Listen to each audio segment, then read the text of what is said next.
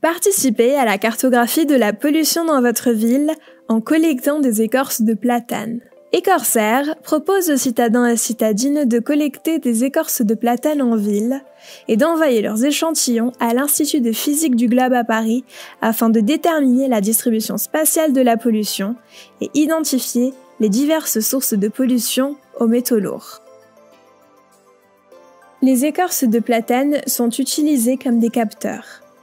Les arbres sont présents tout au long de l'année avec une densité souvent élevée sur un même axe de circulation et toujours au même endroit.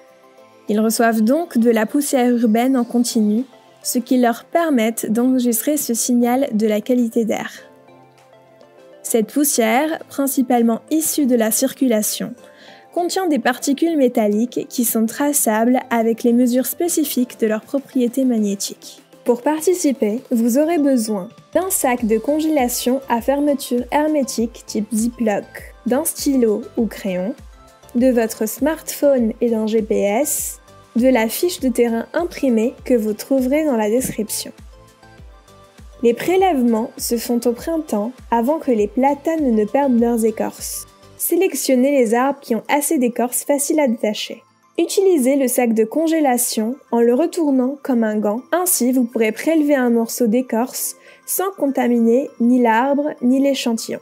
Collectez assez de morceaux d'écorce dans la zone indiquée entre 1 m et 1,70 m. Ne prélevez pas de morceaux d'écorce comportant de la peinture, des agrafes, des clous, etc. Complétez la fiche de terrain que vous avez imprimée et glissez-la dans le sac avec votre échantillon et envoyez le tout à l'Institut de physique du globe dont l'adresse est disponible sous la vidéo.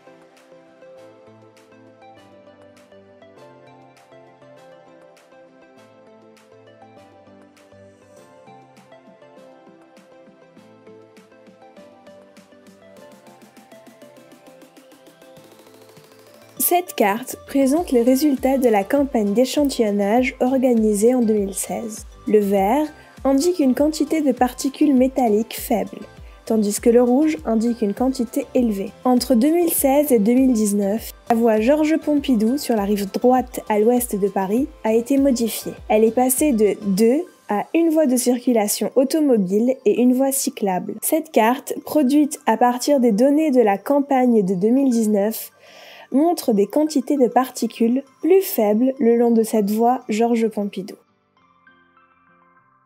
Pour en savoir plus ou pour participer, suivez-nous sur les réseaux sociaux et retrouvez-nous sur notre site internet. À bientôt!